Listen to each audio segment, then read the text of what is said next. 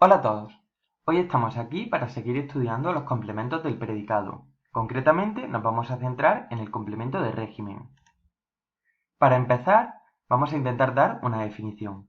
Podríamos decir que el complemento de régimen es un sintagma preposicional que contiene una preposición seleccionada por el verbo.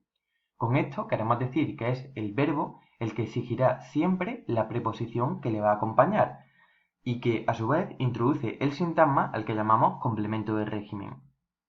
En otros manuales o en otros libros de texto podréis encontrar que al complemento de régimen lo llaman complemento suplemento o complemento regido, pero no dejan de ser distintos nombres para un mismo concepto.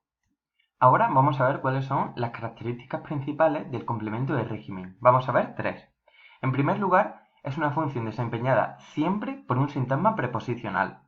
Algunos ejemplos serían me alegro de la noticia, introducido por la preposición de, se casó con Julia, introducido por la preposición con, o te rebelarás contra la injusticia, introducido por la preposición contra. En segundo lugar, como apuntábamos al principio, debemos tener presente que la preposición que introduce el complemento de régimen viene exigida por el verbo. Esto quiere decir que nosotros no podemos elegir la preposición que acompañará al verbo voluntariamente a medida que construimos la frase, sino que será el verbo el que determine qué preposición le acompañe, y será siempre la misma. Por ejemplo, en la oración ella confía en sus padres, vemos que al verbo confiar le acompaña la preposición en. Esto es así de forma necesaria. No podemos cambiar esa preposición por otra a nuestra elección. Por ejemplo, no podríamos decir ella confía sobre sus padres o ella confía de sus padres. Siempre va a ir acompañado de la preposición en.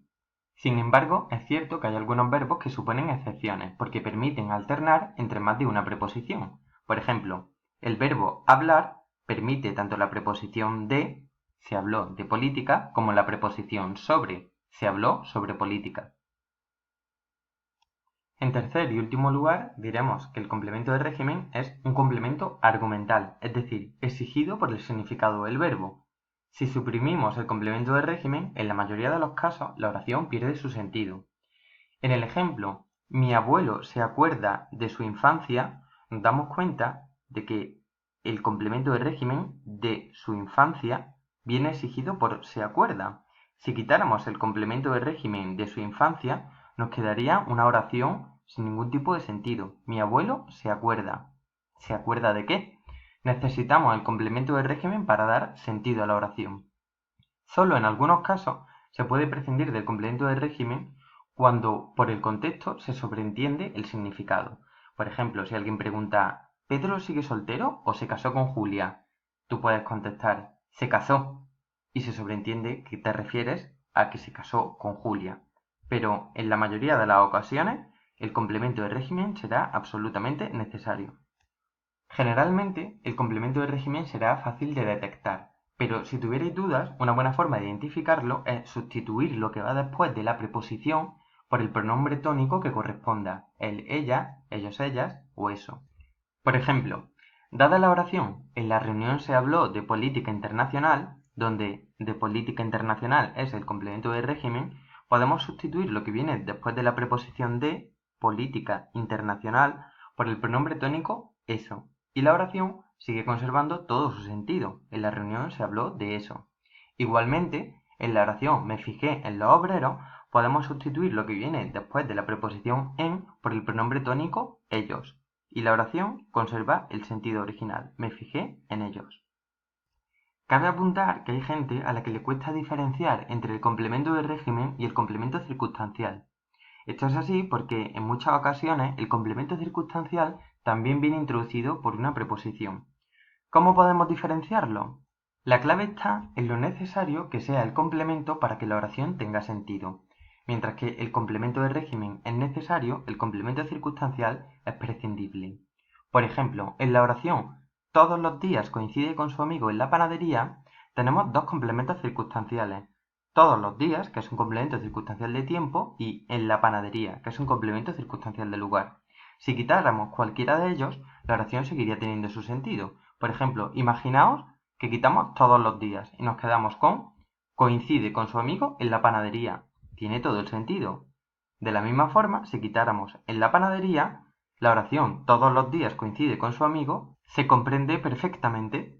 Sin embargo, si intentamos hacer lo mismo con el complemento de régimen, es decir, si quitáramos con su amigo de la oración, nos daríamos cuenta de que se queda coja de significado. Si alguien nos dice todos los días coincide en la panadería, inmediatamente nos preguntaríamos ¿con quién coincide? Y ya, para finalizar, una vez que hemos explicado los conceptos fundamentales sobre el complemento de régimen, quiero dejaros una lista de los verbos que más frecuentemente vienen acompañados por este complemento, con sus correspondientes preposiciones. Algunos de ellos son acordarse de, alegrarse de, casarse con, comprometerse con, depender de, fijarse en, hablar de o sobre, influir en, pensar en, preocuparse de o preocuparse por, rebelarse contra. Hay preposiciones como contra que no son frecuentes, pero también pueden venir exigidas por un verbo.